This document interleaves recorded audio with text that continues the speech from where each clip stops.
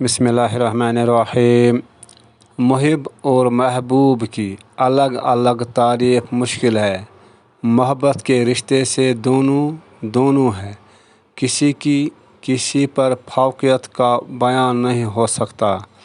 मुकाम महबूब और मुकाम मुहिब से कमतर या बरतर नहीं कहा जा सकता। एक की हस्ती दूसरे के दम से है।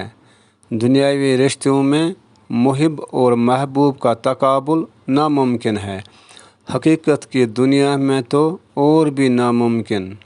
अल्लाह को अपने महबूब सल्लल्लाहु अलैहि वसल्लम से कितनी मोहब्बत है कि उससे बाइस तख्लीक कायनात फरमा दिया।